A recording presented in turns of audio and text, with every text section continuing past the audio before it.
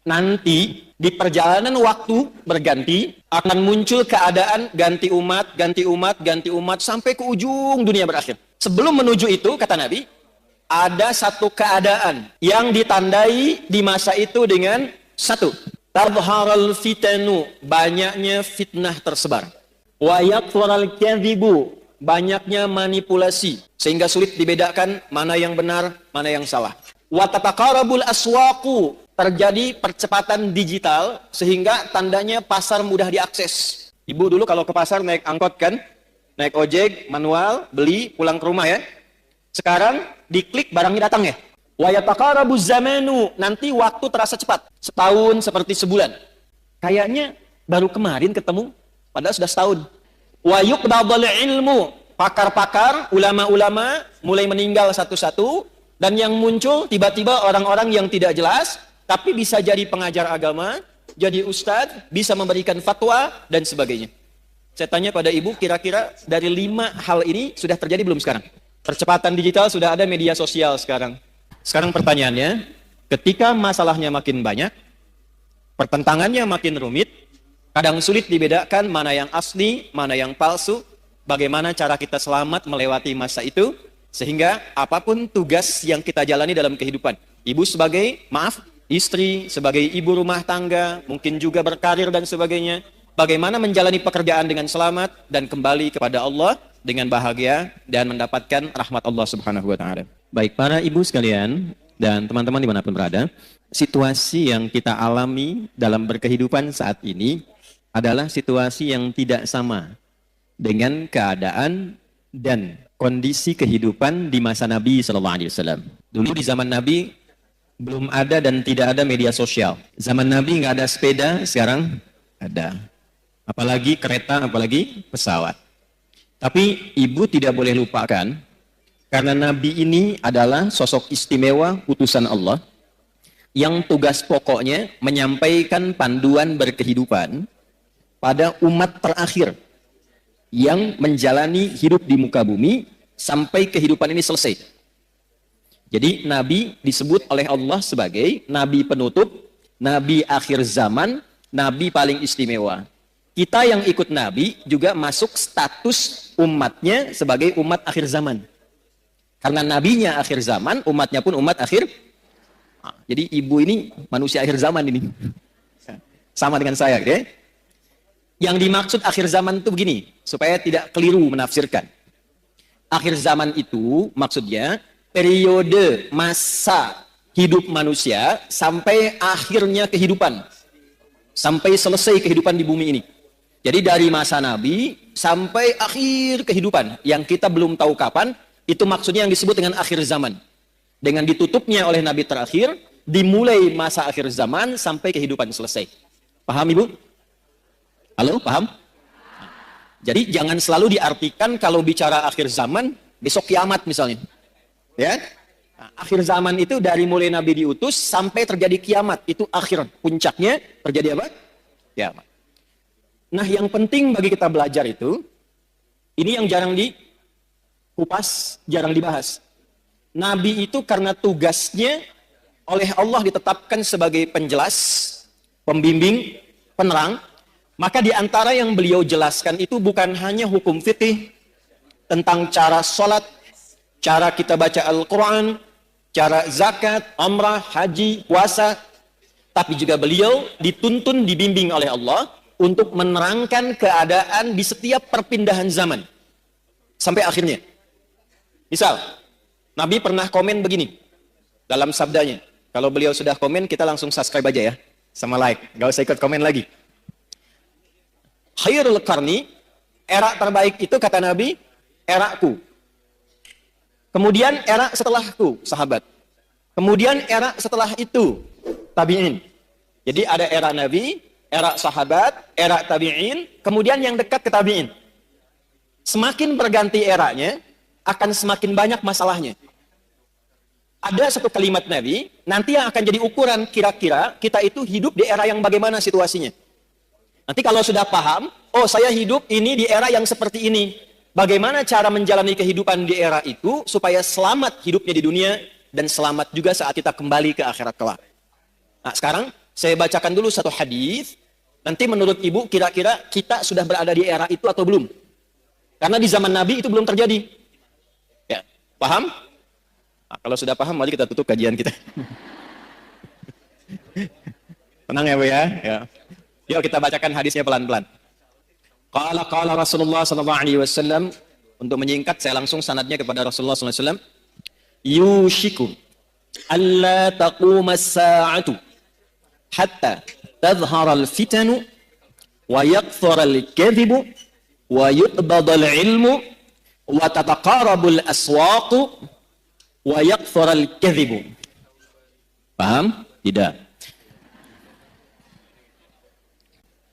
Nanti di perjalanan waktu berganti akan muncul keadaan ganti umat, ganti umat, ganti umat sampai ke ujung dunia berakhir. Sebelum menuju itu, kata Nabi, ada satu keadaan, kondisi yang ditandai di masa itu dengan satu, tadharal fitanu, banyaknya fitnah tersebar. Wa yakthurul kadhibu, banyaknya manipulasi, sehingga sulit dibedakan mana yang benar, mana yang salah. Sedikit-dikit ada masalah. Pertentangannya makin banyak. Wa tataqarabul aswaqu, terjadi percepatan digital sehingga tandanya pasar mudah diakses. Ibu dulu kalau ke pasar naik angkot kan, naik ojek, manual, beli, pulang ke rumah ya. Sekarang diklik barangnya datang ya. Baik. Wa yataqarabuz zamanu, nanti waktu terasa cepat. Setahun seperti sebulan. Sebulan seperti sepekan. Sepekan seperti sehari. Sehari seperti sekilatan. Kayaknya baru kemarin ketemu, padahal sudah setahun. Ya, terjadi sekarang. Wa yuqbadul ilmu, pakar-pakar, ulama-ulama mulai meninggal satu-satu, dan yang muncul tiba-tiba orang-orang yang tidak jelas, tapi bisa jadi pengajar agama, jadi ustadz, bisa memberikan fatwa, dan sebagainya. Saya tanya pada ibu, kira-kira dari 5 hal ini sudah terjadi belum sekarang? Percepatan digital, sudah ada media sosial sekarang. Kalau ibu dulu curhatnya sambil masak, sekarang mau masak sudah bikin status. Teman-teman, kira-kira menu apa ya yang cocok untuk hari ini? Nah, ya? Nah ternyata ketika era itu muncul, masalahnya makin banyak. Jadi penipuannya sekarang bukan hanya offline, bisa jadi online. Saya itu seumur hidup belum pernah mengisi kajian tentang garam, Bu. Tapi tiba-tiba saya lihat video ada tentang garam ruqyah. Videonya adalah saya, suaranya seperti saya, ya. Dan video yang diambil itu video yang menerangkan tentang bersih-bersih, mandi besar. Kemudian dicuplik videonya, diganti frekuensi suaranya menjadi dagang garam ruqyah. Anda bayangkan? Pernah lihat? Berarti sudah terjadi belum eranya? Sekarang pertanyaannya, ketika masalahnya makin banyak, pertentangannya makin rumit, kadang sulit dibedakan mana yang asli, mana yang palsu, bagaimana cara kita selamat melewati masa itu, sehingga apapun tugas yang kita jalani dalam kehidupan. Ibu sebagai, istri, sebagai ibu rumah tangga, mungkin juga berkarir dan sebagainya, bagaimana menjalani pekerjaan dengan selamat dan kembali kepada Allah dengan bahagia dan mendapatkan rahmat Allah Subhanahu wa Ta'ala. Jangan dulu amin, kita bahas dulu ya. Saya nggak akan tanya ibu kelihatan apa enggak ya. Kelihatan? Belum. Emang belum saya tulis, bisa kelihatan. Ya, satu, kita kasih dalilnya dulu ya, supaya nanti ada landasan di Al-Qurannya bagaimana, di hadisnya seperti apa. Judulnya, Panduan Selamat Dunia Akhirat, berdasarkan petunjuk Al-Quran dan Sunnah Nabi SAW. Satu, Al-Quran, surah ketiga Ali Imran, ayat 102. Saya kotapi, mohon maaf. Ini nanti diantara ayat yang tiap pekan oleh Nabi disampaikan dalam kesempatan khutbah Jumat. Para suami, para ayah, lelaki itu dikumpulkan di masjid untuk membawa isi ayat ini supaya pesannya disampaikan ke rumah. Jadi penting saya sampaikan pada para laki-laki yang Jumatan, ini bukan kalimat formal untuk membuka hanya sekedar khutbah, bukan. Tapi pesannya bawa ke rumah, jaga istrinya, jaga anaknya, jaga keluarganya dengan isi ayat ini. Dua, Kita lanjutkan ke hadisnya. Turunan dari ini ditemukan di hadis riwayat Muslim. Imam Muslim nomor hadis yang ke-8. Periwayatnya sahabat Umar bin Khattab radhiyallahu taala anhu. Dah? Ini punya cabang 5. 1, 2, 3, 4, 5. Cabang yang pertama, dalil Qur'annya surah ke-47 ayat 19. Turunannya surah paling favorit di muka bumi, Quran surah ke-112 Al-Ikhlas. Hadisnya, karena ini kajian ibu-ibu, kita ambil ibunda kita Sayyidah Aisyah, hadis riwayat Sayyidah Aisyah radhiyallahu taala anha, didokumentasikan oleh Imam Al-Bukhari dalam kitab sahihnya nomor hadis 7375. Riwayat yang kedua dari sahabat Abu Sa'id Al-Khudri.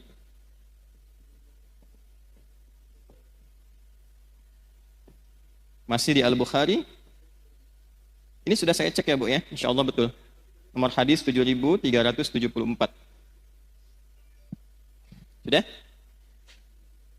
Ini kisi-kisinya ada yang bawa mobil tadi, Kijang Toyota Sport yang lama, yang biru dongker, platnya 1427 MC.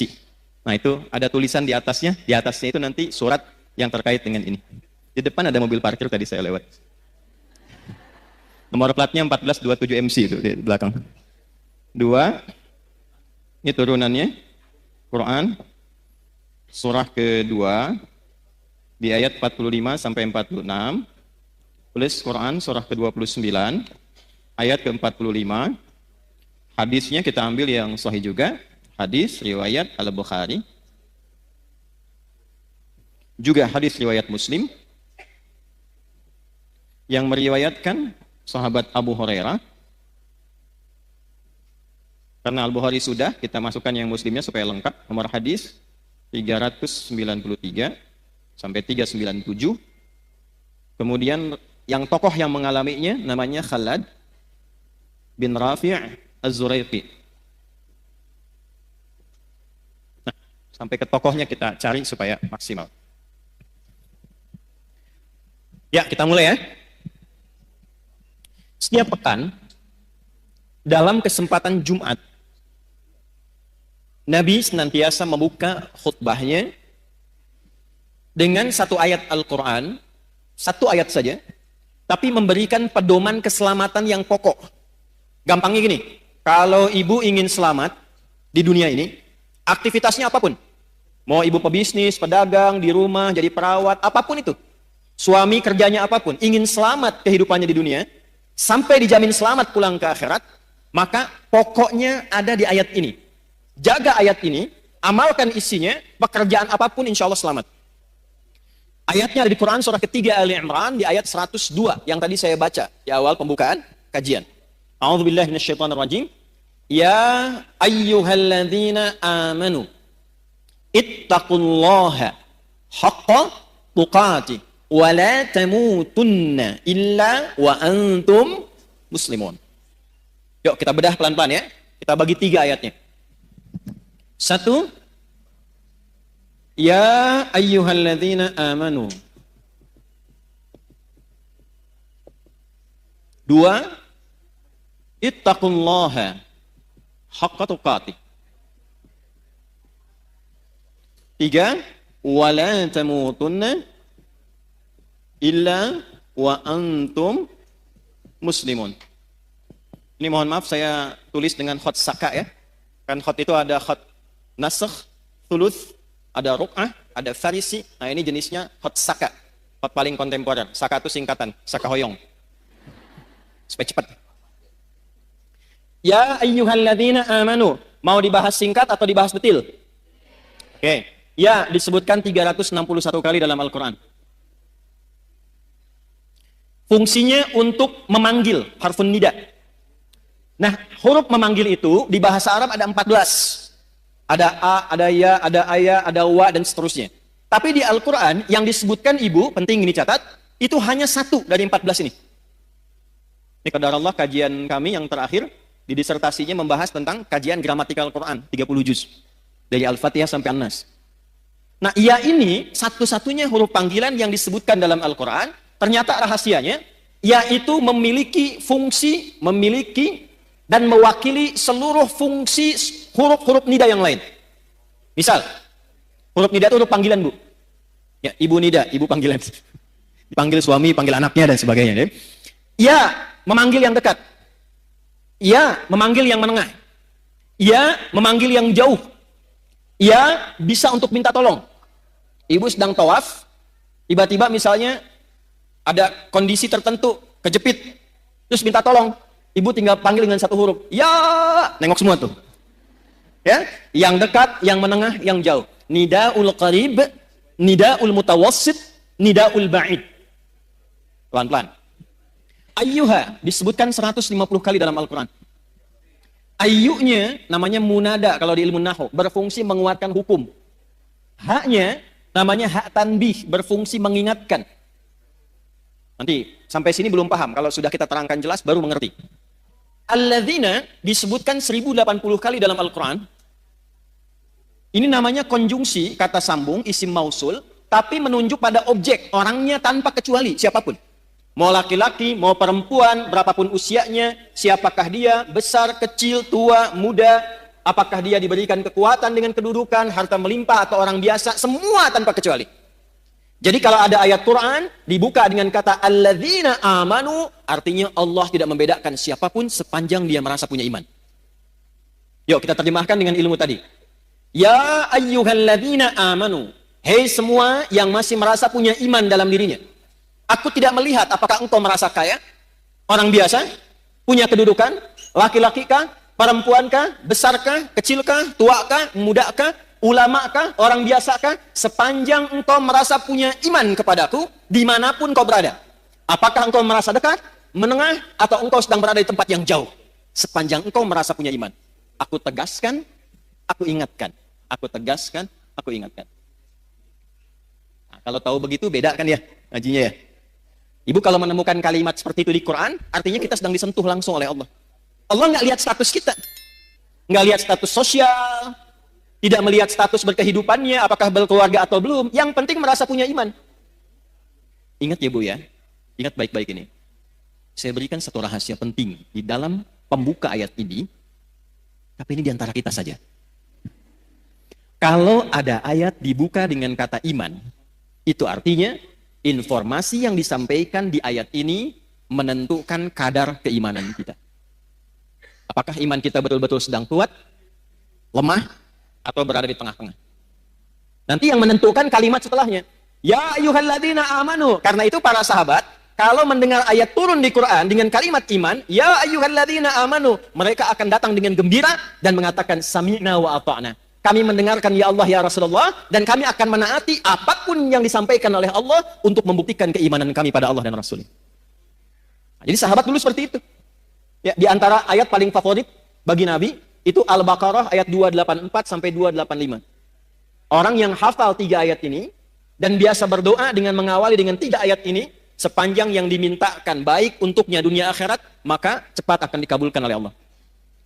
Itu ada di hadis. Ya, lillahi ma fis samawati wa ma fil ardh. Sampai ayat 286, la yukallifullahu nafsan illa usaha. Sekarang lihat ayat ke-285-nya. Amanar rasulu bima unzila ilaihi mir rabbihi wal mu'minun itu ini. Kullun amana billahi wa malaikatihi wa terus baina ahadim wa qalu. Nah, itu poinnya. Ghufranaka rabbana wa ilaikal wa qalu sami'na wa ata'na. Jadi sahabat itu kalau ada ayat turun dengan ya ayyuhalladzina amanu, mereka senang karena masih diaku oleh Allah.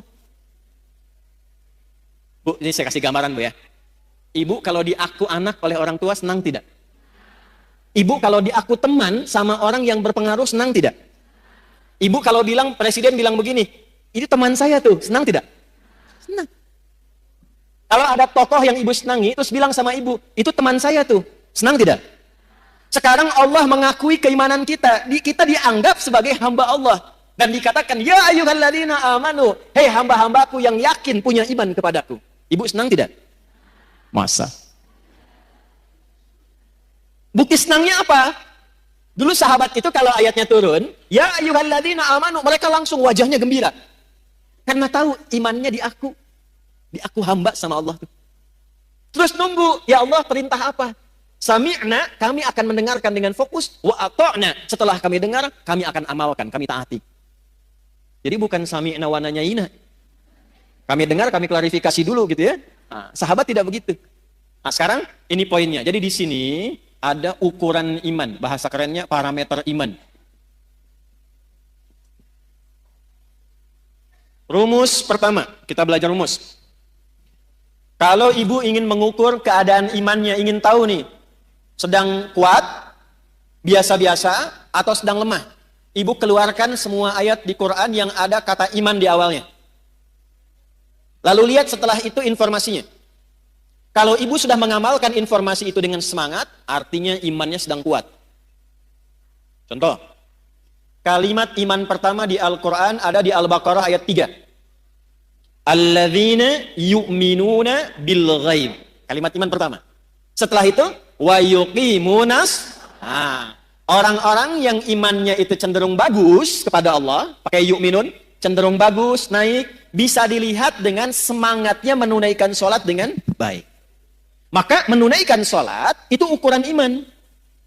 Bila ibu sholatnya semangat, itu tandanya imannya kuat. Tapi kalau sholatnya biasa-biasa saja, imannya standar. Kalau malas-malas, imannya lemah. Misal, di An-Nisa ayat 103. فَإِذَا قَضَيْتُمُ الصَّلَاةَ فَاذْكُرُوا اللَّهَ قِيَامًا وَقُعُودًا وَعَلَى جُنُوبِكُمْ فَإِذَا اطْمَأْنَنْتُمْ فَأَقِيمُوا الصَّلَاةَ إِنَّ الصَّلَاةَ كَانَتْ عَلَى الْمُؤْمِنِينَ كِتَابًا مَوْقُوتًا. Saya baca terjemahannya pakai ilmunya. Secara singkatnya begini, di ujungnya. Orang beriman itu pasti menjaga dan mengetahui waktu sholat. Jadi ada orang yang saking kuatnya iman, bukan hanya nunggu panggilan sholat, Bu. Waktu sholat pun dia hafal. Tuh. Subuh jam berapa tadi? Nggak usah ada kesini. Jam berapa? 4? 4.17, 4.20, 18. Terjadi perbedaan pendapat tentang waktu sholat subuh. Gak apa-apa, ini menunjukkan ibu berada dari daerah yang berbeda-beda, ya. Kiara Condong, Kiara Condong. Soreang? Soreang, ya. Alhamdulillah. Karawang? Ada, Masya Allah. Bekasi? Baik, ya. Bekasi memang agak jauh dikit. Nih, kita ambil tengah-tengah subuh 4.18 misal. WIB, waktu Indonesia bagian Bandung. Adzan di Istiqamah. Allahu Akbar, Allahu Akbar. Ibu dengar 4.18. Begitu ibu dengar adzan, ibu langsung siap-siap. Dipanggil sholat, langsung siap-siap. Nah ini menunjukkan imannya ibu itu standar.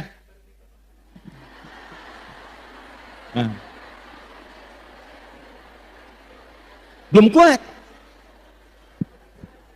Awas, hati-hati. Suami ibu kerja di kantor jam 7 masuknya. Datang jam 7, standar tidak? Nah, kalau suami ibu datang jam 6, nah itu melebihi standar istimewa. Dipanggil 4.18, ibu sadar dan siap-siap 4.18, standar tidak? Belum kuat. Kalau ibu bangun jam 3, sebelum dipanggil siap-siap, warming up dulu tahajud, istighfar dulu, supaya frekuensinya ibadah kepada Allah nyambung, sholatnya khusyuk, baru imannya kuat. Tapi kalau dipanggil 4.18, baru bangun 8.14, itu iman lemah. Jadi yang ini, yang kuat, ini orang yang merasa dekat dengan Allah, saking dekatnya dia siap-siap sebelum dipanggil. Yang ini yang standar, yang menengah, kapan dipanggil, datang. Yang ini udah dipanggil-panggil masih ngitung, udah komat belum? Duhurnya masih lama. Ini. Sehingga merasa agak jauh jaraknya. Ya ayyuhalladzina amanu, ya-nya berfungsi. Hei, baik engkau yang merasa dekat denganku, yang biasa-biasa, ataupun yang merasa jauh dariku, sepanjang engkau masih merasa punya iman. Aku tetap mengakui engkau sebagai seorang hamba, amalkan amalan ini. Kalau diamalkan yang imannya lemah bisa kuat, yang biasa-biasa bisa semakin dekat dengan Allah, dan yang sudah dekat akan menjadi kualitas iman yang istimewa. Jelas sampai sini? Jadi kalau ibu menemukan kalimat di Quran, ya ayyuhalladzina amanu, setelah itu ada kalimat, ada informasi, amalkan isinya, karena isi ayat itu sejatinya ingin mendidik kita supaya membangun hubungan lebih kuat dengan Allah Subhanahu wa taala. Itu maksudnya. 2. Ini saya kotaki. Ibu tanya, bagaimana cara saya meningkatkan iman ya Allah? Saya ingin naik standar dari yang biasa-biasa, naik ke iman yang lebih kuat. Saya ingin iman saya yang terlihat sekarang lemah, sehingga rapuh. Ada masalah juga, sering pesimis. Ada tekanan cepat jatuh. Saya ingin menguatkan diri saya supaya lebih dekat denganmu ya Allah. Bagaimana caranya? Maka Al-Quran tidak berhenti dengan hanya menyampaikan informasi tingkatkan imanmu. Diteruskan dengan panduan, kalau engkau ingin meningkatkan imanmu, ingin membangun kedekatan lebih dengan Allah, maka caranya, ittaqullaha haqqa. Nih. Ini rumus selamatnya yang ini, Bu. Tingkatkan takwa. Ini rumus selamat dunia akhirat.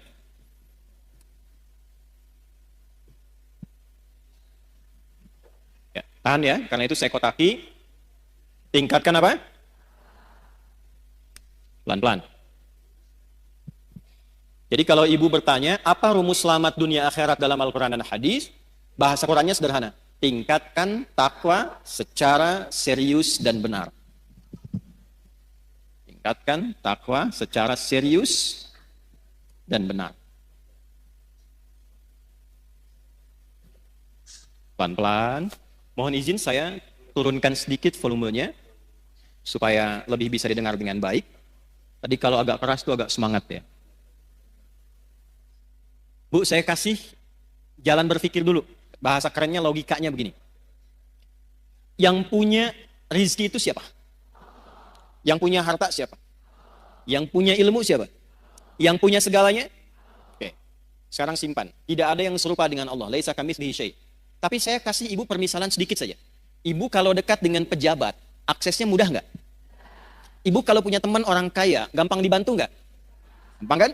Dengan logika yang sama, ibu kalau dekat dengan Allah, apa yang sulit bagi Allah? Nah, ini jarang dipakai, Bu. Ada persoalan, kenapa tidak dikembalikan ke Allah? Ingin sesuatu, kenapa tidak meminta ke Allah? Yang kita butuhkan sekarang itu bukan materinya, bukan kedudukannya. Yang membuat bahagia itu seringkali bukan karena materi berlimpah, bukan. Yang sejatinya membuat kita lebih bahagia itu ada ketenangan dalam jiwa. Makanya di rumah tangga, sakinah itu didahulukan sebelum mawaddah. Sakinah, mawaddah, dan rahmah. Mawaddah itu, Bu, pemberian ungkapan cinta yang diberikan dengan pemberian fisik, materi. Kalau baru akad itu mahar. Ya, itu diteruskan setelah berumah tangga. Misal, istrinya milad, suami kasih hadiah pulang ke rumah. Mama, selamatnya milad, semoga berkah. Ya, nggak usah tiup-tiup lilin mah, ini aja aku punya hadiah nih. Gelang 2 kilo misalnya kan. Misal gitu. Nah, suami juga begitu. Misal suami promosi jabatan, dapat. Atau dia merasa bahagia, ibu masakkan kue kesukaannya. Itu mawaddah, Bu. Itu mawaddah namanya. Jadi ada rasa cinta yang timbul karena berbagi hal materi, itu mawaddah. Tapi pertanyaannya, kenapa sakinah mendahului mawaddah? Karena sebanyak apapun harta dikumpulkan, kalau tidak ada ketenangan di rumah tangga, itu hampa kehidupannya. Saya kan sering tanya ibu kan, ini terakhir saya mau tanya lagi nih. Ibu pilih mana? Kaya tapi gelisah, atau miskin tapi tenang? Tidak ada pilihan ketiga. 2 aja. 2 aja. Saya tahu, saya belum bilang pun lihat wajah ibu sudah paham saya, pasti cari yang ketiga. Kaya tapi gelisah, atau miskin tapi tenang? Angker kayaknya. Ya. Jadi ada rumus dalam psikologi, jika terjebak pada dilema di antara 2 cinta, pilih yang ketiga katanya tuh. Dah sini. Nah, yang melahirkan ketenangan, yang membuka akses, itu dalam Al-Quran kuncinya sederhana, takwa. Contoh, buka Quran surah ke-65 misalnya, surah tentang rumah tangga. Di akhir ayat kedua, di awal ayat ketiga. Wa may yattaqillaha yaj'al lahu wa yarzuqhu min haitsu la. Siapapun yang ingin meningkatkan takwanya kepada Allah, pakai man. Man itu sifatnya individu, per orang. Jadi Allah nawarin gini, Bu, bukan ke banyak-banyak semua, tidak, ke setiap orang. Jadi ibu kalau baca ayat itu, rasakan ayatnya untuk kita. Saya kalau baca ayat itu, saya posisikan begini. Hei Adi Hidayat. Bawa secara personal, ke pribadinya. Wa may yattaqillaha, dan siapapun, hei fulan, hei fulana, yang mau meningkatkan takwanya kepada Allah, yaj'al lahu, sesulit apapun persoalan yang dia alami, aku berikan solusi dan jalan keluarnya. Jadi ada orang, Bu, ada orang, yang dalam hidupnya seakan tidak pernah punya masalah. Bukan nggak ada masalah, tapi karena saking tinggi takwanya, saat dia akan menghadapi masalahnya, diringankan oleh Allah karena sudah diberi jalan keluar sebelum dia menghadapinya. Ibu kenal Siti Maryam? Bagus. Ada yang kenal sana tuh. Kalau kenal langsung saya tutup kajian kita hari ini. Tuh. Sayyidah Maryam itu siapa? Nah ini masalahnya. Ibu punya ayat tentang perempuan, An-Nisa. Ada tokohnya Maryam, cuman jarang dibaca. Ibu keluarkan isinya, lihat sejarahnya. Maryam itu ketika akan terlahir, itu ibunya berharap lahirnya laki-laki. Karena ada berita dalam kitab suci sebelumnya, di masa ibunda itu tinggal, namanya Hannah, suaminya Imran. Ada tanda-tanda akan lahir dari rahim seorang perempuan terbaik di masa itu, seorang nabi dan rasul. Semua sepakat, Hannah itu orang terbaik, perempuan paling solihah di masanya, suaminya soleh. Kemudian ketika mengandung, berharapnya laki-laki. Imrannya meninggal sebelum lahir anaknya. Begitu lahir, lahirnya perempuan. Ibu pengen laki-laki, keluar tiba-tiba perempuan. Nah anak ini unik, Bu. Nanti kalau dalam kajian lain fikih rumah tangga, kita akan bahas salah satunya hikmah tentang anak. Kenapa kok bisa pengen laki-laki keluar perempuan? Pengen perempuan lahir, pengen cepat tiba-tiba lambat. Pengen ditunda tiba-tiba lahir lagi. Enggak, itu ada hikmahnya. Tapi saya mau langsung masuk ke Maryam. Begitu lahir perempuan, beliau langsung berkata begini, ya Allah perempuan. Quran surah 3 ayat 36. Takwanya ayat 37-nya. Falamma wada'atha qalat rabbi inni wada'tuha untha. Ketika dilahirkan ternyata yang lahir itu perempuan. Hannah berkata begini, ya Allah perempuan. Saya pengennya laki-laki. Apa jawab Allah? Wallahu a'lamu bima wada'at wa laysa dzakaru kal untha. Allah lebih mengetahui hikmah rahasia di balik kelahiran setiap anak. Kamu jangan simpulkan perempuan seperti pikiranmu. Perempuan pun punya keistimewaan yang tidak dimiliki laki-laki. Coba ibu sepanjang berkehidupan, pernah menemukan nggak keistimewaan yang dimaksud di ayat ini apa? Ibu tuh istimewa, Bu. Nanti Pak, pas pengajian bapak-bapak, saya bahas yang laki-laki, Pak. Enggak, saya katakan gini, ini ayat turun saat perempuan tuh direndahkan, Bu. Ya, direndahkan, dianggap bahkan tidak sempurna. Ada ibadah di satu keyakinan, kalau isinya masih perempuan belum bisa berlangsung. Ada disamakan dengan sosok yang sangat tidak baik dan sebagainya. Jadi saat perempuan direndahkan, Islam datang dengan ajaran mengangkat derajat perempuan dan mengatakan perempuan punya keistimewaan yang tidak dimiliki laki-laki. Lalu wa inni sammaituha Maryam, diberi namalah anak perempuan itu dengan nama apa? Maryam. Yang mau saya katakan bukan Maryamnya. Yang mau saya katakan, hal pertama yang dilakukan oleh ibunda Maryam, Hannah, itu melatih Maryam supaya membangun kedekatan lebih dengan Allah. Jadi yang diajarkan pertama kali, Bu, ya, yang disiapkan itu bukan bagaimana nanti bajunya, bagaimana popoknya, bagaimana seluruh fasilitas dunianya. Ya, kalau didapati kan era sekarang, walau tidak semuanya, kalau mau lahiran kan banyak disiapkan itu perlengkapan lahirannya kan. Pernah nggak terfikir ketika anak ini lahir, yang terfikir pertama bagaimana anak saya ini bisa dekat dengan Allah? Itu dulu. Bagaimana anak saya yang lahir kenal Allah? Sehingga ketika dia dekat, hisab saya ringan di hadapan Allah, saya pulang. Itu poinnya. Berapa di antara ibu muslimah yang ketika mengandung dan melahirkan memiliki cara berpikir seperti ini? Ketika lahir, yang dia pikirkan bagaimana anak saya bisa kenal dengan Allah. Sekarang ibu lihat apa yang terjadi. Ketika anak ini didekatkan dengan Allah bahkan sejak dalam kandungan. Ayat 35-nya itu sudah didekatkan dengan Allah Bu dalam kandungannya. Idz qalat imra'atu Imran rabbi inni nadzartu laka ma fi batni muharraran fataqabbal minni. Ketika istrinya Imran memberikan inspirasi kepada perempuan-perempuan di muka bumi, para muslimah. Ketika beliau mengandung, beliau dekatkan anaknya dengan Allah dan mengatakan, ya Allah, saya bernazar ketika dia lahir, anak ini akan saya dekatkan denganmu. Maka di era Nabi dicontohkan dari kandungan. Sudah berdoa, turun Quran surah 7 ayat 189. Dalam kandungan suami istri mulai berdoa. Suaminya cari yang halal, istrinya banyak sholat, banyak baca Quran. Jadi ketika lahir itu sudah ada bekal-bekal awal. Supaya kenal Allah. Maka apa yang terjadi? Begitu anaknya lahir, wa inni sammaituha Maryam. Diberi nama sesuai harapannya. Nama itu penting Bu. Misal ibu pengen punya anak yang ahli Quran. Ibu kasih nama misalnya kalau ahlinya itu sampai paham, Ahmad Faqihul Quran bisa. Di situ ada doa. Oh saya pengen anak saya yang kedua dekat dengan Nabi. Ibu beri nama misalnya Amelia Habibatul Mustafa. Aku harapkan anak ini tumbuh jadi kekasihnya Nabi. Dicari ketika lahir, berikan nama sesuai dengan harapan yang ibu inginkan. Maryam, di antara maknanya, di antaranya sosok yang menjaga diri, sehingga dengan penjagaan itu ia selalu dekat dengan Allah. Yang Allah senangi, dikerjakan. Kalau Allah nggak suka, dia tinggalkan. Yang Allah inginkan, dia ikuti. Allah nggak suka, dia jauhi. Itu Maryam namanya. Maka ibu itu menyiapkan fasilitas untuk menempa anaknya supaya dekat dengan Allah. Maka dimintakan kepada pamannya yang seorang nabi namanya Zakaria untuk dibimbing anaknya, dibuatkan tempat namanya mihrab, di tempat itulah dididik anak itu supaya meningkatkan takwa kepada Allah. Ibu lihat apa yang terjadi. Sebelum anak itu membutuhkannya, Allah sudah kirimkan seluruh kebutuhannya. Fataqabbalaha rabbuha biqabulin hasani wa ambataha nabatan hasana. Perhatikan, ini poinnya. Kalau ada seorang ibu, ayah, suami istri, dia menyiapkan anaknya supaya dekat dengan Allah sejak dini, maka Allah yang akan merawatnya sampai dia tumbuh berkembang. Merawat itu maksudnya memperhatikan dia, menjaga dia, mengalirkan kebutuhan dengan baik. Wa kafalaha Zakaria, tapi tetap mesti ada ikhtiar. Jangan ibu biarkan dari awal, ya Allah, saya sudah bacain dia Yasin, Al-Kahfi, Baqarahan, Anisaan, sekarang terserah engkau ya Allah. Nggak bisa begitu.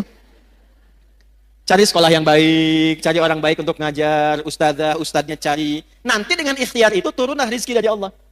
Wa kafalaha Zakaria, perhatikan. Kullama dakhala 'alaiha Zakaria al-mihrab wajada 'indaha rizqa. Setiap Nabi Zakaria ingin memberikan kebutuhan Maryam, mau ngantarkan makanan, ngantarkan bebuahan, ngantarkan pakaian, sudah ada di mihrabnya Maryam, Bu. Mau ngantar buah, buahnya sudah ada. Kalau musim anggur ada anggur, wajar. Ini musim jeruk, bukan musim anggur, tapi ada anggur. Nanya, Zakaria itu nanya, pamannya alaihissalam. Nanya ini untuk mengkonfirmasi ketakwaannya kepada Allah. Tahu, ini anugerah Allah tahu, tapi untuk menguji, saya ngajar dia berhasil nggak? Dia kenal Allah tidak? Maka ditanya oleh pamannya, ya Maryamu anna laki hadza. Maryam dari mana semua ini? Perhatikan jawabannya. Anak yang dikenalkan dengan Allah sejak dini, maka yang keluar di lisannya kalimat-kalimat yang menyucikan Allah.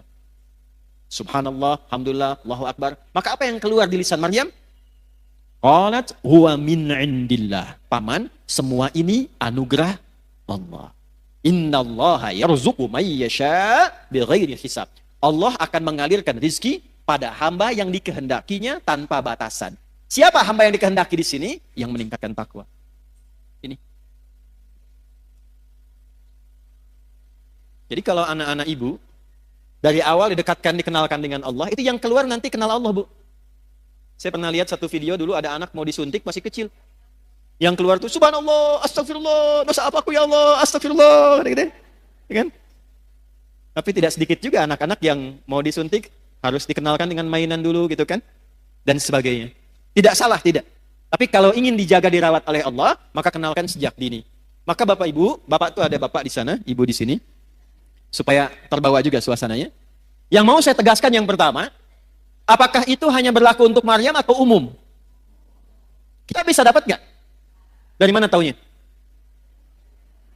Kembalikan ayatnya di Quran. Maryam ini hanya contoh. Seperti Nabi Ayub, contoh kalau sakit amalnya bagaimana. Seperti Nabi Yunus, contoh kalau sedang kena musibah amalnya seperti apa. Seperti Nabi Ibrahim contoh, kalau jadi ayah yang sibuk, memperhatikan anak bagaimana? Contoh, petunjuknya ada di Quran. Jadi kapanpun kita hidup, keluarkan ayat ini, maka kita berpeluang mendapatkan yang sama seperti Maryam mendapatkannya. Maryam Nabi bukan? Bukan. Rasul bukan? Perempuan? Solihah? Takwa? Dapat. Ibu Nabi bukan? Sama dengan Maryam. Rasul bukan? Sama dengan Maryam. Perempuan? Sama dengan Maryam. Ibu sama solehnya dengan Maryam. Itu yang beda. Nah, tinggal ini yang ditingkatkan. Maka ayatnya balik lagi ke surat ke-65. Wa may yattaqillaha yaj'al lahu. Bukan hanya Maryam, siapapun. Dulu ada Maryam, sekarang misalnya ada Iis, ya, ada Ina, ada Eti, ya, ada Ici, ada macam-macam lah, silahkan gitu kan. Ada Siti, ada macam-macam. Silahkan siapapun namanya, karena kalimat Qur'annya nawarkan umum untuk personal. Man, kamu mau tingkatkan takwa, aku berikan hal yang serupa. Bu, tolong catat ini ya. Tidak ada orang hidup tidak punya masalah, itu nggak ada. Nggak ada. Saya ulangi ya. Tidak ada orang hidup yang tidak punya masalah. Masalah itu Allah kirimkan, bukan ingin membuat kehidupan kita bermasalah, bukan. Tapi ingin meningkatkan kualitas kehidupan kita agar lebih baik dari sebelumnya. Karena kalau tidak diuji, Bu, kemampuan kita tidak keluar. Anak-anak ibu yang sekolah itu, ada ujian nggak? Kalau nggak ada ujian, itu ibu nggak akan tahu anak ibu tuh benar nggak belajarnya. Ilmunya dapat nggak? Untuk menguji bahwa dia sudah dapat ilmu, punya kemampuan baru, mesti ada ujian. Nanti kalau sudah pintar, naik kelas dia, menghadapi masalah yang baru. Dengan logika yang sama, hidup juga begitu. Kalau datang masalah, berbahagialah. Karena ketika Allah kirimkan masalah itu, bukan ingin membuat kita bermasalah, bukan. Tapi supaya kemampuan kita bertambah dan memudahkan kita mengatasi berbagai macam persoalan kehidupan berikutnya. Cuma kalau ibu ingin cepat mengatasi masalah itu, dibuat gampang oleh Allah. Caranya tingkatkan takwa. Sehingga setiap masalah yang datang, sebelum datang diringankan dulu oleh Allah. Seakan-akan gak ada masalah. Ustadz juga sama, Bu, punya masalah. Serius. Bahkan masalahnya kadang itu lebih banyak dari ibu. Itu masalah ibu ditanyakan juga ke saya. Nanti ada pertanyaan tuh. Di poinnya ini. Siapa yang mau bahagia angkat tangan? Sudah cukup turun. Ya. Ternyata rumus bahagia bukan harta, bukan kedudukan. Itu banyak public figure, kaya-kaya, menikah sebulan, 2 bulan, masalah. Ternyata faktornya bukan karena terkenal, bukan karena harta. Yang ingin bahagia, rumusnya takwa. Quran surah kedua di akhir ayat 189. Ayat 189 di surah Al-Baqarah ditutup dengan kalimat begini. Wattaqullaha la'allakum tuflihun. Jika engkau ingin bahagia, maka tingkatkan takwamu kepada Allah. Bertakwalah kepada Allah, maka hidupmu cenderung bahagia. Siapa yang ingin pintar? Ya kan? Yang kepintarannya berkali lipat. Ternyata rumusnya takwa. Ditemukan di mana? Di Quran surah kedua Al-Baqarah di akhir ayat 282. Ayat paling panjang di Al-Quran menyampaikan ilmu yang termasuk rumit tapi ditutup dengan kalimat wattaqullaha wa yu'allimukumullah. Engkau tingkatkan takwamu kepada Allah, Allah tambahkan dan ajarkan pengetahuan-pengetahuan yang mudah. Ini kuncinya.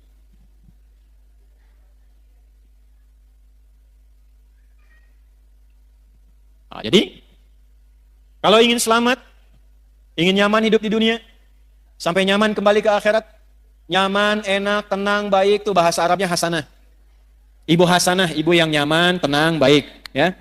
Nah, jadi kalau cerewet tinggal bilang ibu hasanah loh, gitu. Cerewet pada yang baik boleh, ya. Rabbana atina fid dunya wa fil akhirati wa qina. Itu rumusnya. Takwa. Jelas sampai sini? Sekarang pertanyaannya begini, kalau saya ingin meningkatkan takwa, caranya bagaimana? Kan tadi ingin selamat, meningkatkan iman, caranya dengan apa? Ingin meningkatkan takwa, caranya bagaimana? Maka Al-Quran langsung memberikan petunjuk, udah gak usah banyak-banyak, gak usah pusing-pusing, fokus pada yang 5 ini saja. Ada berapa caranya? Yang 5 ini, ibu tolong bikin tabel. Tabel tuh bagan begini, Bu, ya. Ini nih. Bikin kotak. Terus sama ibu di sini, kasih nomor, Bu. 2, 3, 4, 5. 1, 2, 3, 4, 5. Sudah? Ini tuliskan amalnya. nomor, amal, ini checklistnya. Buat di apa bahasa soreangnya, dicontreng, ya. Nah, gitulah.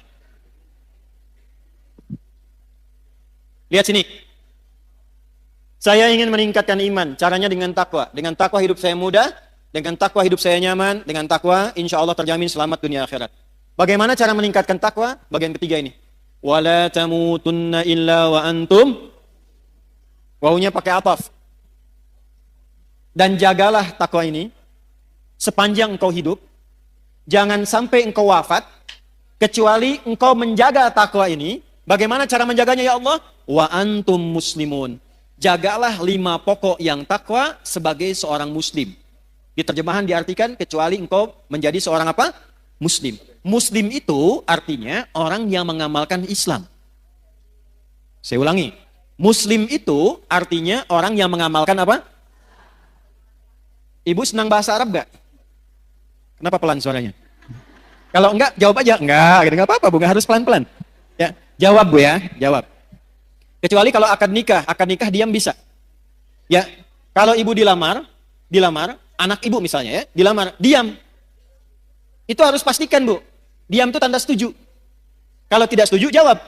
Karena kaidah usul fikihnya mengatakan begini, as-sukutu alamatu heeh. Diam itu tanda setuju. Ya. Nah, kalau pertanyaan begini disampaikan, nah kita tinggal gambarkan saja kecenderungannya kemana untuk diulas. Ibu senang bahasa Arab gak?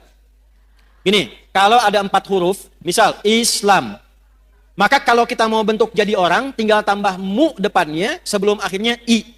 Islam orangnya muslim, iman orangnya mukmin, ikhlas orangnya mukhlis, ihsan orangnya rumusnya MUI, MUI, Islam, MUI, muslim, iman, mukmin, ihsan, baik, ikhlas.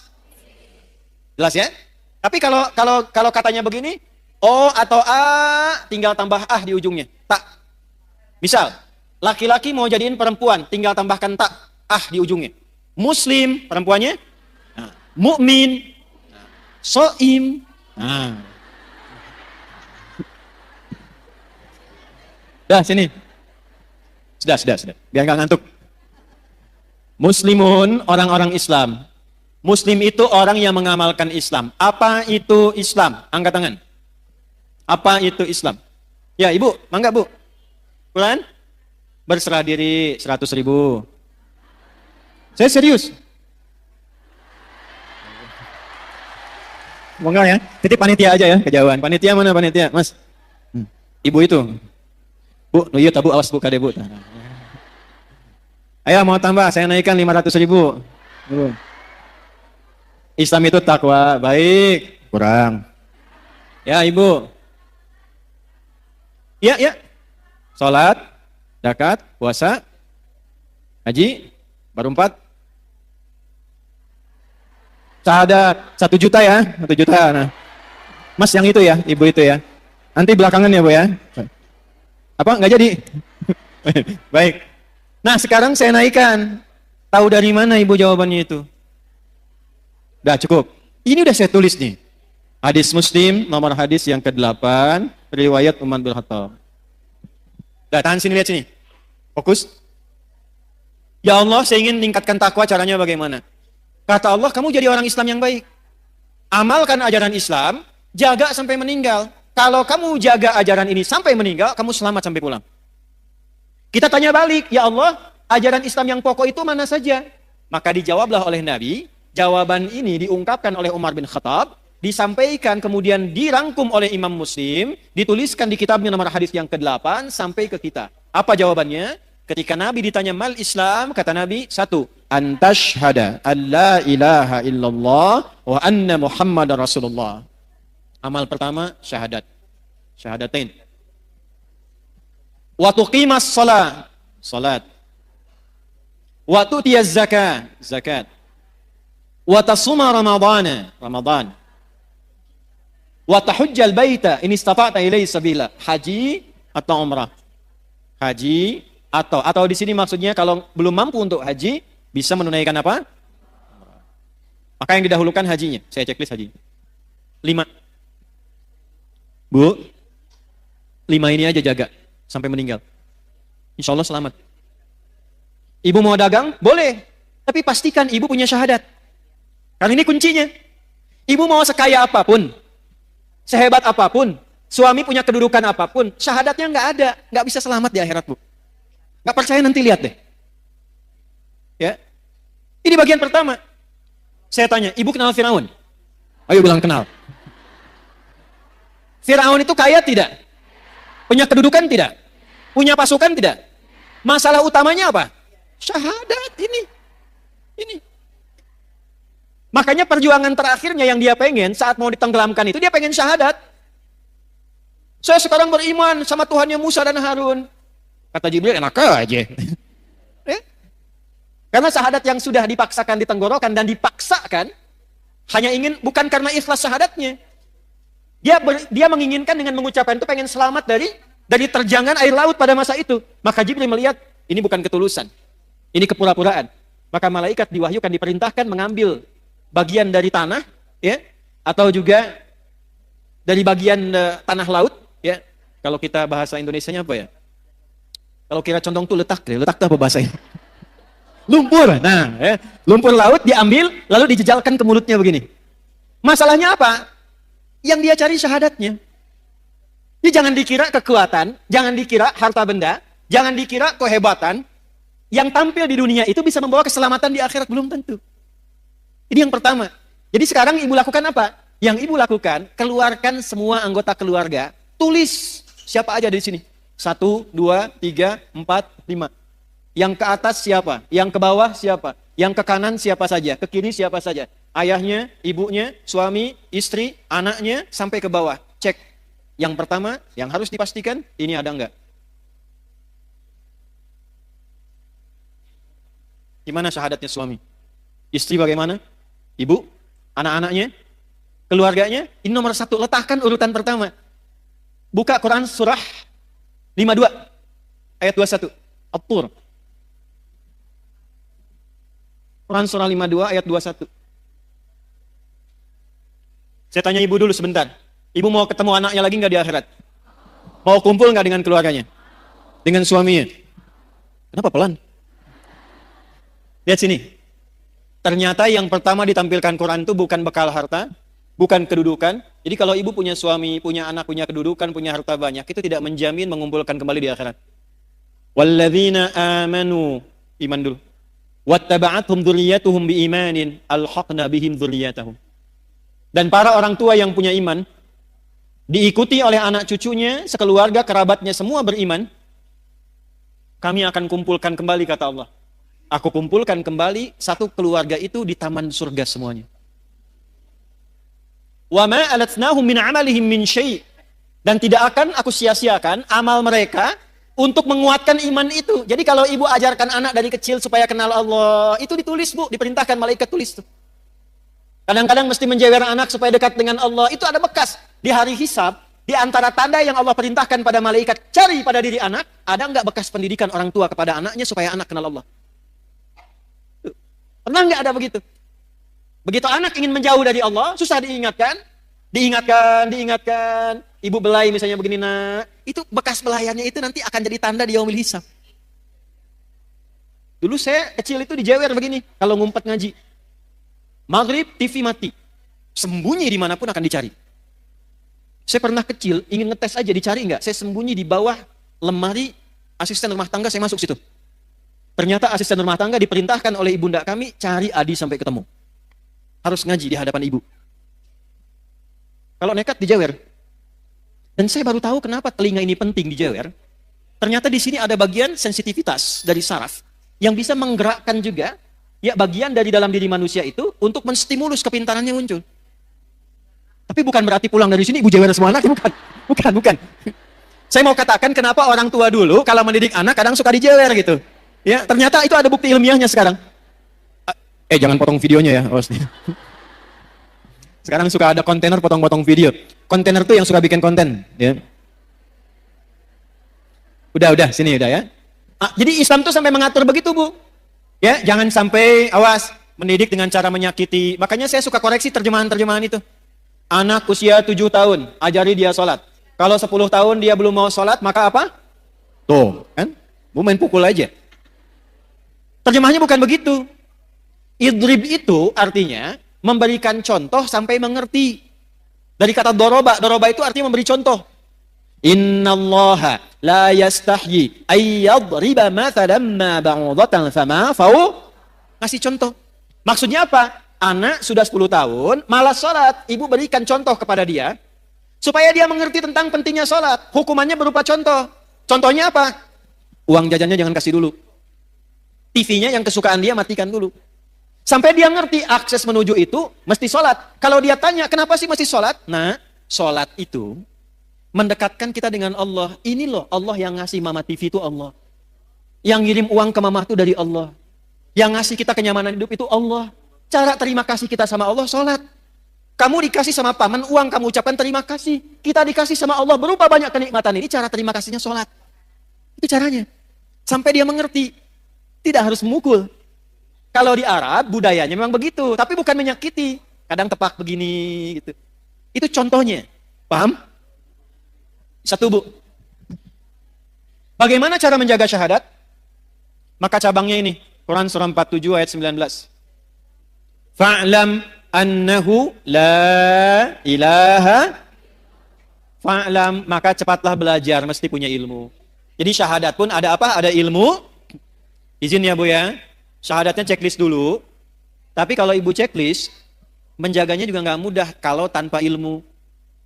Karena akan tiba masanya, syahadat itu mudah ditukar. Ada bencana bawa sembako, syahadat ditukar dengan sembako. Ada yang ditukar dengan biskuit. Anak ibu hati-hati yang perempuan-perempuan. Tiba eranya tidak mudah, datang orang, sekarang dengan kalimat aja bisa hilang syahadat Bu. Aku mencintaimu asal engkau mau ikut denganku. Nah. Bahaya. Terjadi sekarang? Maka butuh ilmu untuk menguatkan syahadat itu. Karena itu kuncinya. Kata Nabi Miftahul Jannah. Kunci surganya itu terletak pada syahadatnya. Jelas?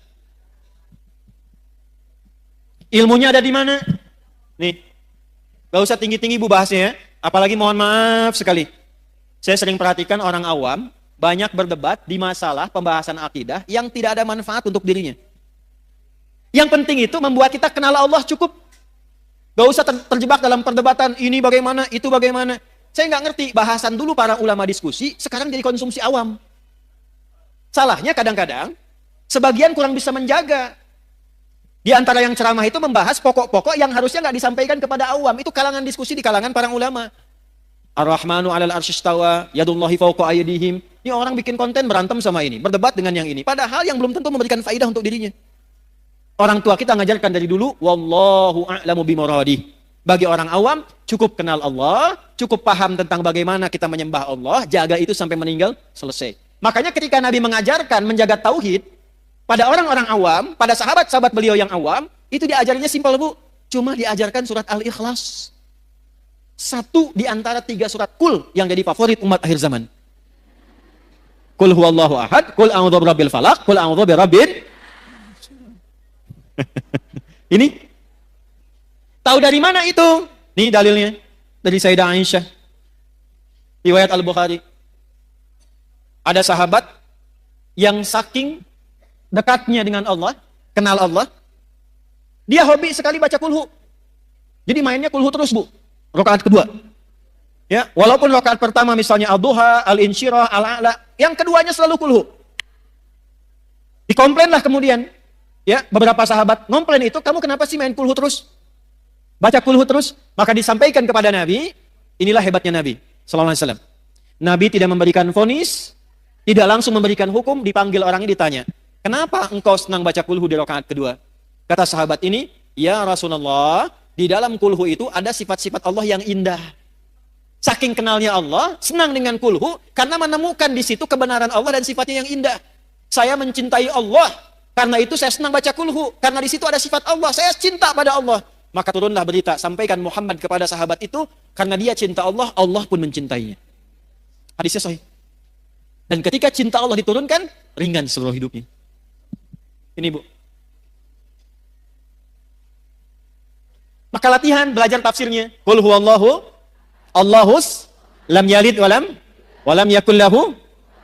Yang disebut Allah itu, kalau jadi Tuhan, standar Tuhan itu nggak boleh sama dengan makhluk. Walam yakul lahu kufuwan. Itu gampang sekali. Kalau menetapkan Tuhan, harus beda dengan makhluk, karena ini Khalik. Kalau ada satu sifat yang sama, berarti bukan Tuhan. Sepakat? Contoh, manusia melahirkan tidak? Lahirkan. Manusia berpasangan tidak? Manusia punya anak tidak? Manusia itu makhluk atau Khalik? Baik, kalau manusia berpasangan, maka Tuhan nggak boleh berpasangan. Kalau ada sifat Tuhan berpasangan, berarti sama dengan makhluk, bukan Tuhan. Manusia melahirkan dan dilahirkan, berketurunan, punya keturunan. Tuhan nggak boleh punya keturunan. Tuhan tidak boleh berpasangan. Tuhan tidak boleh melahirkan. Sebab kalau Tuhan punya sifat makhluk, berarti ada potensi makhluk bisa jadi Tuhan. Jelas? Ini simpel banget, logis. Dan kita diajarin itu. Pada akhirnya, walam yakul lahu kufuwan. Kalau ibu sudah bertaut kepada Allah dengan kalimat ini, maka Allahus Samad. Apapun masalah kita akan bergantung pada Allah. Ibu baca Al-Ikhlas ini, sampai ibu merasakan dalam hati bahwa ibu punya Allah. Saya punya Allah. Itu kalau kalimat itu sudah belum menancap pada kalbunya. Di hadis Abu Sa'id Al-Khudri, Bu, ada sahabat bilang begini, ngapain sih baca surat itu terus? Diadukan kepada Nabi, apa komentar Nabi? Nabi malah menyanjung. Surat Al-Ikhlas ini, itu sepertiganya isi kandungan Al-Quran. Jadi kalau ibu ingin dimudahkan hafal Quran, dimudahkan dekat dengan Quran, pahami surat Al-Ikhlas, bacakan itu dengan niat ingin dimudahkan dekat dengan Al-Quran. Ini cara menguatkan syahadat. Boleh dibawa kepada zikir, boleh. Makanya dalam sholat, setelah sholat, itu salah satu yang dibaca itu selain ayat kursi, itu Al-Ikhlas. Sebelum tidur, Al-Ikhlas dibaca dengan Al-Falaq dan An-Nas. Maaf Bu ya, saya bukan ingin mengajarkan, hanya ingin mengingatkan.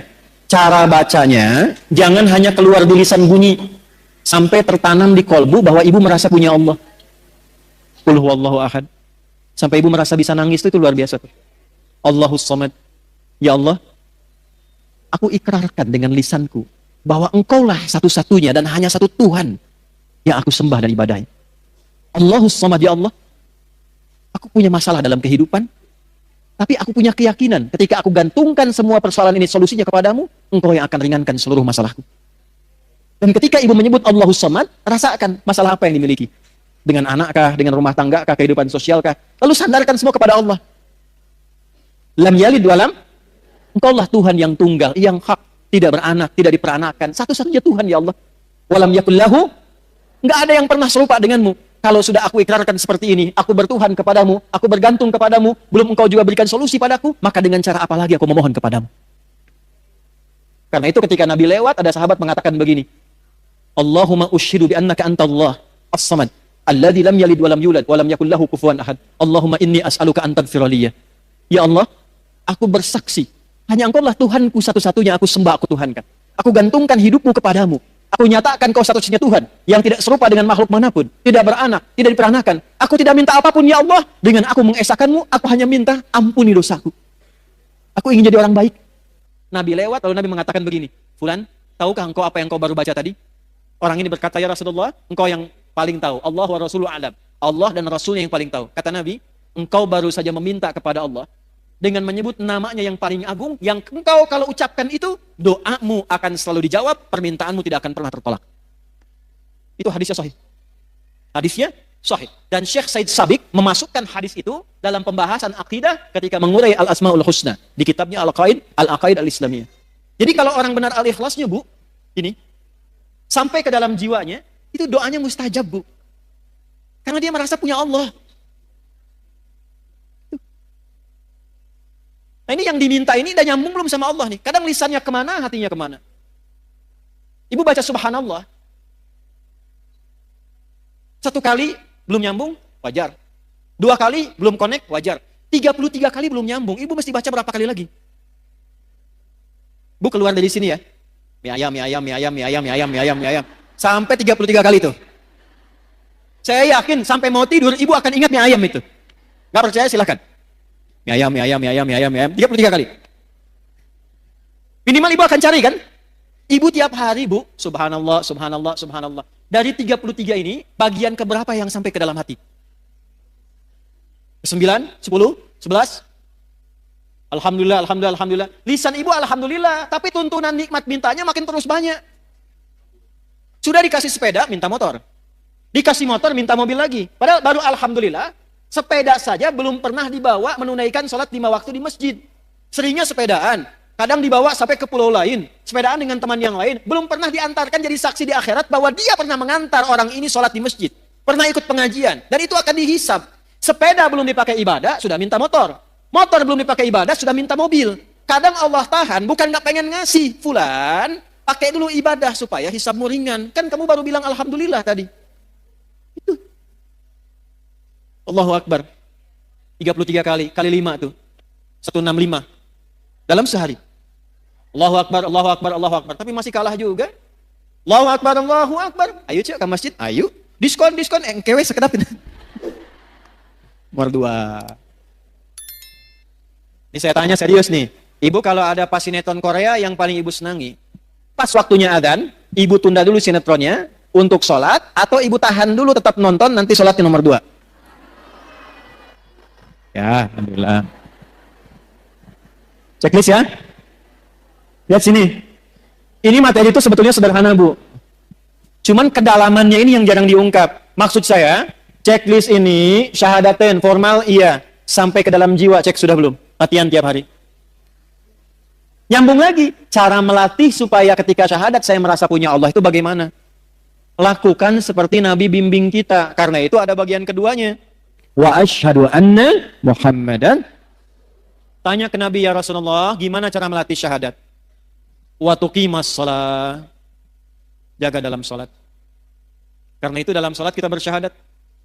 Waktu tasyahud syahadat tidak? Salat dibuka dengan kalimat apa? Ya, kalimatnya apa? Allah. Waktu ibu mengucapkan Allahu Akbar, sudah kenal Allah belum? Tuh. Nih saya cek ya. Kalau sudah takbir baca apa? Iftitahnya bacaannya apa? Allahu Akbar kabira. Alhamdulillah. Subhanallah bukratan. Kemudian? Baik. Selain yang wajah tuh ada lagi yang baca yang lain? Allahumma ba'id baini wa baina kama ba'adta bainal. Stop, saya kasih 2 contoh ini. Pernah nggak mencari bagaimana Nabi pernah mengamalkan doa iftitah itu setelah takbir? Ibu pernah belajar dan dengar tentang sahabat Abu Bakar kan? Baru takbir, itu saking merasanya punya Allah, itu langsung menangis bergetar. Baru takbir. Sahabat Ali bin Abi Thalib baru adzan sudah bergetar. Belum sholat.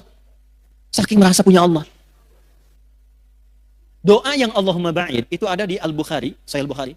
Riwayatnya oleh sahabat Abu Hurairah. Biasanya dibaca dalam kesempatan sholat siang.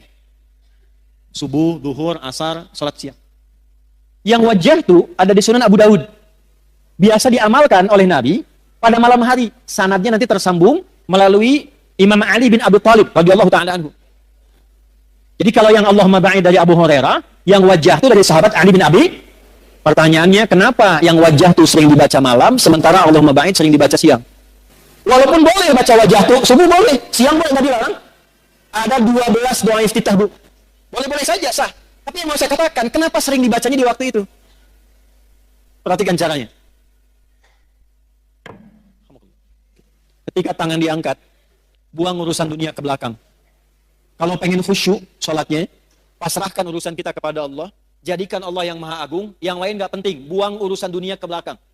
Kenapa sholat jarang khusyuk? Karena ketika takbir dunianya masih dibawa. Allahu Akbar, oh diskon ini sekian, ini jemuran belum diangkat, ini masuk. Buang ke belakang. Pasrahkan kepada Allah. Enggak, ini ada kitabnya, ya. Ada beberapa kitab, kita simpulkan saja dengan cepat karena waktunya tinggal 5 menit. Lihat sini. Allahu Akbar, angkat tanganmu sejajar dengan pundakmu di sini, hadwaman kibaihi, atau sejajar daun telinga di sini, hadis An-Nasai. Tapi 2 makna ini artinya apa? Angkatlah tanganmu, pasrahkan dirimu kepada Allah. Sekarang, sholat dibuka, hanya Allah yang maha agung. Yang lain gak penting, semua buang ke belakang. Maka itu di Abu Daud dikatakan, faqul, maka katakan, Allahu Akbar. Saking pentingnya komitmen itu diucapkan dengan lisan. Di Islam itu, Bu, kalau ada ibadah yang membutuhkan kekuatan, supaya hatinya mantap, itu lisannya dipandu berucap. Haji, umrah, itu kenapa sampai lisan mengatakan labaik Allahumma hajjat, labaik Allahumma umrah? Karena ini ibadah penting, hatinya mesti mantap, dibantu oleh lisan, ucapkan. Sama dengan ibu begini, ibu sedang punya masalah, tidak mudah misalnya, itu dipandu oleh Quran, katakan pada hatimu, katakan, inna ma'al usri Inna ma'al usri. Itu kalau ibu masih goyah, keluarkan di lisan. Pasti ada solusinya. Pasti selesai. Nggak mungkin ada masalah yang nggak ada solusinya. Pasti bisa. Pasti bisa. Gitu. Kita punya ayatnya, Bu. Sekarang yang pakai orang Jepang. Dulu saya SD, 94-95 itu, di TPI itu ada sore-sore, sekitar jam 5:30, 6, acara Benteng Takeshi. Reporternya, kalau ada mau menaklukkan Benteng Takeshi dengan tank main-mainan, dia akan selalu motivasi mengatakan begini, kamu bisa, kamu bisa, kamu bisa. Sekarang itu dipakai di Korea, di anak-anak TK, itu kalau mau masuk, dia mengatakan begini, harus lebih daripada Jepang, kita bisa, harus lebih daripada Jepang. Jadi kalau Jepang bikin ini, mereka bikin ini. Sekarang mereka dengan percaya diri tinggi maju. Kita punya ayatnya. Gak pakai, oh punya ayat. Oh. Balik ke tadi, angkat tangan, rasakan punya Allah. Nah, karena sahabat Abu Bakar ini merasa punya Allah, beliau ini merasa takut kalau sholat pun masih membawa salah. Makanya ketika siang, kenapa siang baca Allahumma ba'id? Saya tanya pada ibu, dibandingkan dengan malam dan siang, mana di antara dua waktu itu yang banyak kita beraktivitas? Siang atau malam? Hukum mengatakan, semakin banyak beraktivitas, semakin besar potensi salahnya. Lisan yang banyak bicara, akan banyak berpotensi salah dibandingkan yang banyak diam. Mata yang banyak melihat, akan mungkin banyak salah lihat dibandingkan dengan orang yang terkejam. Demikian seterusnya. Maka kenapa dalam siang, itu sering dibaca Allahumma ba'id, karena ibu perhatikan maknanya. Begitu takbir, tangan ditutup begini, ini ada riwayatnya, Bu. Ada riwayatnya. Kalau saya ulas terlalu panjang, saya langsung ke iftitah saja. Allahumma ba'id baini wa baina khataaya. Ya kecil yang pendek, itu penting sekali. Ya kecil yang pendek itu pengakuan. Khotoya jamak dari kata khoti'ah, banyak salahnya. Iya-nya pengakuan. Terjemahnya begini. Ya Allah, aku merendahkan diriku di hadapanmu dalam sholat ini. Dan aku mengakui dalam sholat ini pun aku banyak membawa kesalahan dalam hidup. Tapi aku pun meyakini bahwa engkau memiliki rahmat yang tidak terbatas. Ba'id baini wa baina khataaya kama ba'adta bainal masyriqi wal maghrib. Maka aku mohon dengan limpahan rahmatmu, jauhkan aku sejauh-jauhnya dengan kesalahan-kesalahan yang telah aku perbuat, ya Allah, sebentang engkau jauhkan antara timur dengan barat yang tidak pernah bertemu. Maksudnya, aku tidak mau melihat kesalahanku lagi saat dihisab di hari kiamat nanti.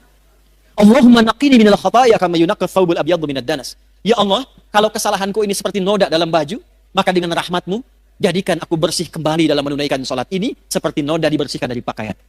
Allahumma ghsilni bil ma'i wa thalji wal barad. Ya Allah, sekotor apapun dosa yang aku bawa dari ujung kepala sampai ujung kaki, mohon hilangkan dengan sholat ini, seperti pakaian yang dicuci dengan air yang sangat jernih dan dingin. Jadi ketika takbir, baca Allahumma ba'id, itu sambil tobat, sambil ingat dosamu. Jadi begitu takbir Allahumma ba'id baini wa baina khataaya, ya, ibu bayangkan saat sholat itu membawa salah apa sebelum sholat? Salah ucap kepada anak, salah sikap kepada suami, salah pikiran, salah tutur kepada kedua orang tua, bahkan sudah meninggal masih salah sangka. Gak nyangka ya, ibu saya dulu begitu, nyangka. Orang yang bilang gak nyangka, sedang nyangka. Maka ketika bertakbir mengucapkan tadi sambil tobat dia. Ini ada sejarahnya, Bu, asalnya begini sholat itu, irsal. Makanya di mazhab Maliki masih begini. Kenapa kemudian setelah itu dituntun begini sedekap? Karena ada orang datang ke Nabi sebelum waktu sholat, ngaku punya kesalahan. Ya Rasul, saya berbuat salah begini tadi. Saya nggak ingin dihukum di akhirat, pengen diselesaikan di dunia, hukum saya. Tibalah waktu sholat, kata Nabi, kita sholat dulu, nanti habis sholat kita selesaikan. Begitu sholat, turunlah Quran surah 11, Hud, ayat 114. Aqimis sholat tarafain nahar, wa zulatan minal lail, innal hasanati yudhibnas sayyi'at.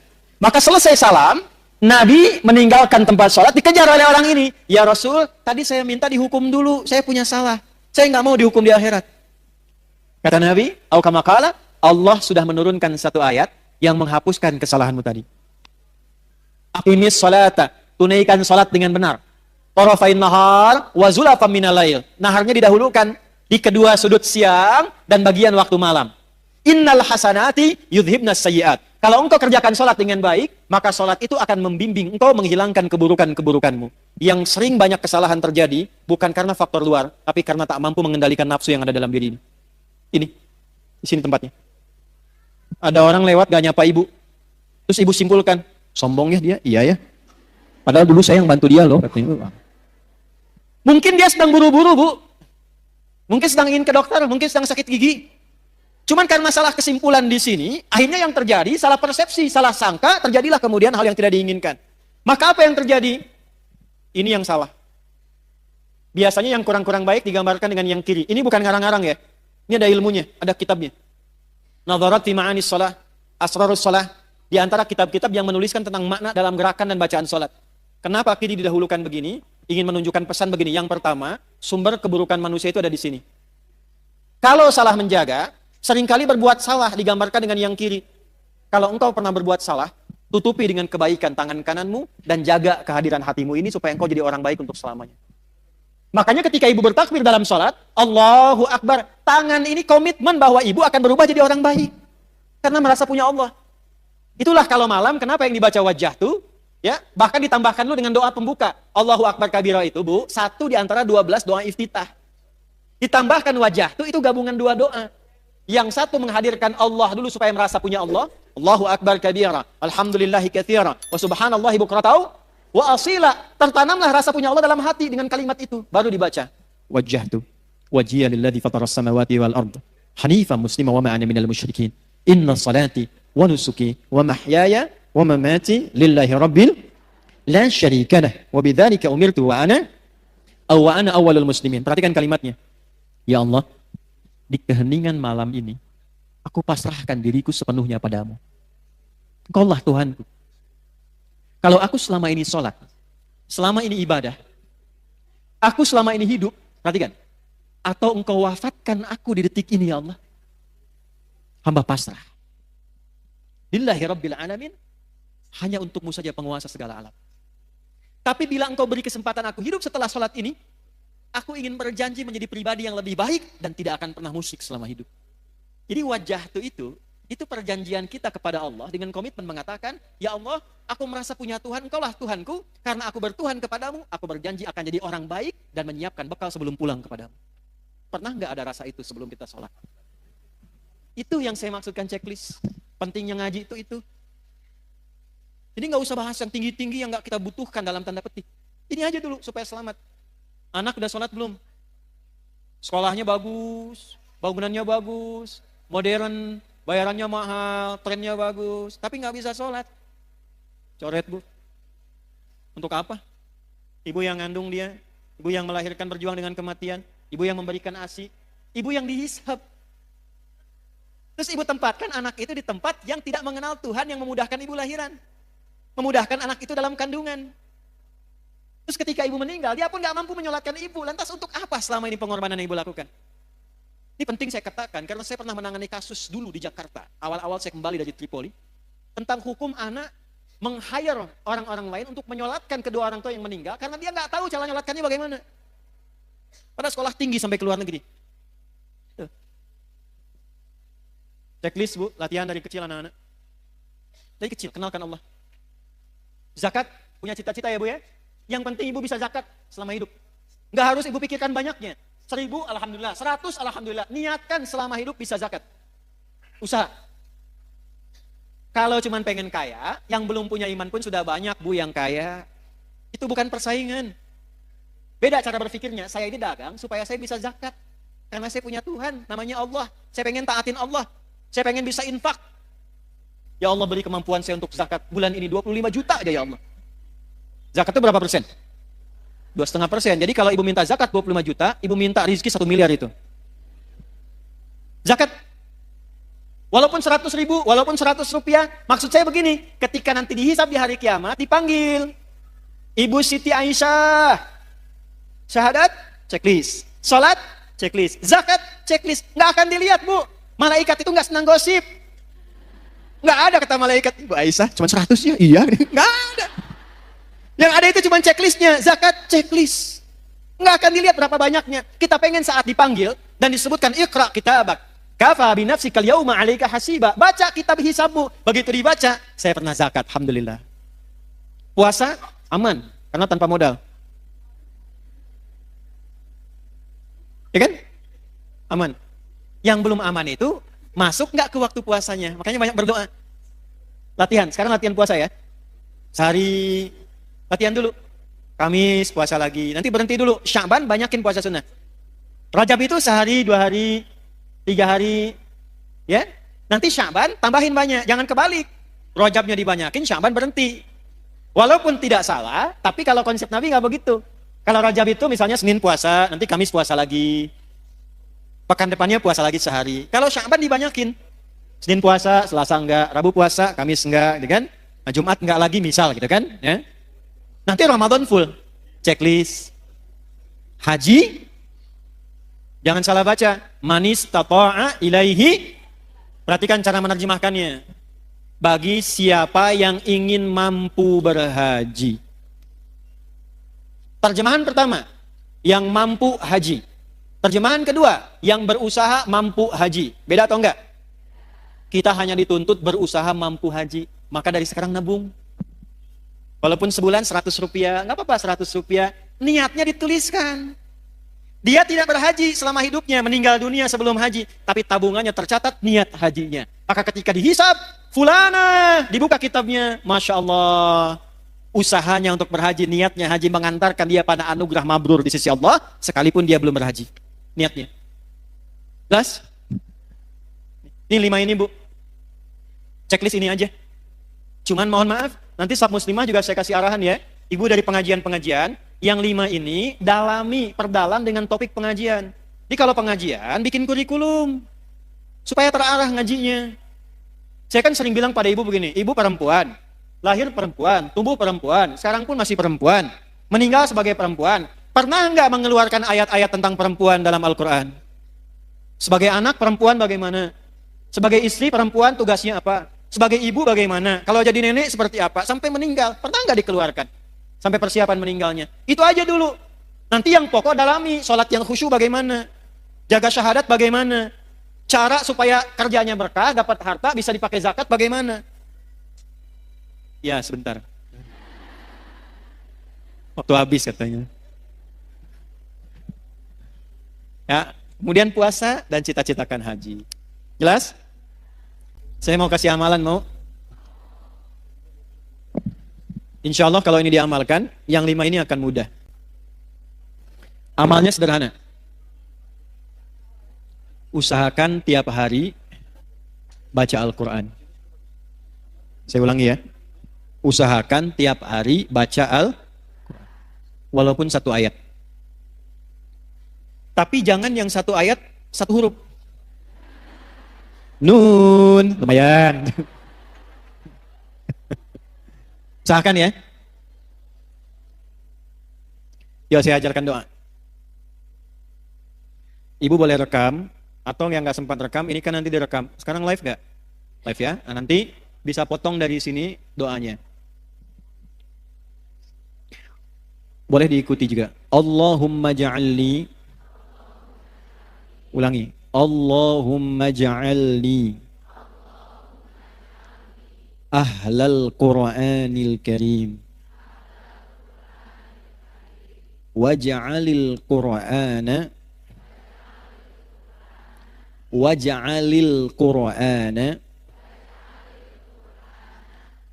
sahiban li fid dunya wa syafi'an li fil akhirah. Gitu ya. Nah, baca itu setiap selesai sholat, baca Allahumma ja'alni ahlal Qur'anil Karim waj'al Qur'ana sahiban li fid dunya wa syafi'an li fil akhirah. Insyaallah kalau doa itu dibaca dan kita rajin baca Quran tiap hari, apalagi berusaha menghafal Quran, insyaallah kita akan terjaga. Dan ini yang 5 akan dimudahkan. Yang 5 akan dimudahkan.